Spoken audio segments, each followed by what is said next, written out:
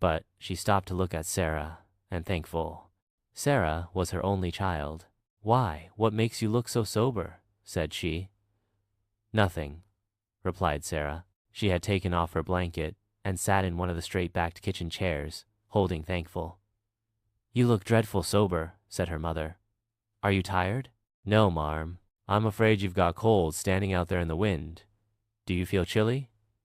"No, marm." "Mother, how much do you suppose our turkey weighs?"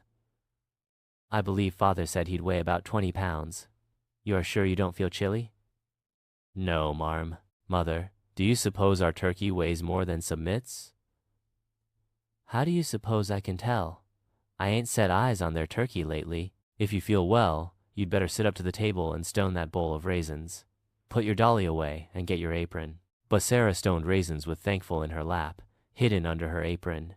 She was so full of anxiety that she could not bear to put her away. Suppose the Thompson turkey should be larger, and she should lose Thankful that her beautiful Aunt Rose had made for her. Submit, over in the Thompson house, had sat down at once to her apple paring.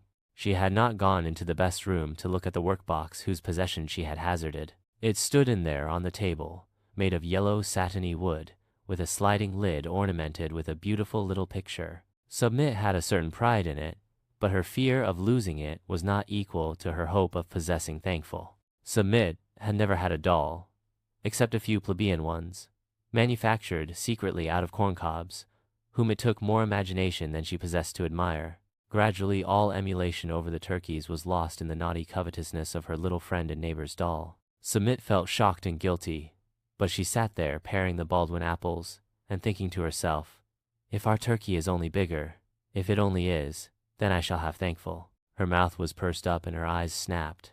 She did not talk at all, but pared very fast. Her mother looked at her. "If you don't take care, you'll cut your fingers," said she. "You are in too much of a hurry.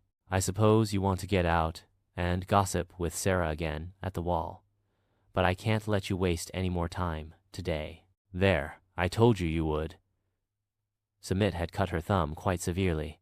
She choked a little when her mother tied it up and put on some balm of Gilead, which made it smart worse. "Don't cry," said her mother. "You'll have to bear more than a cut thumb if you live."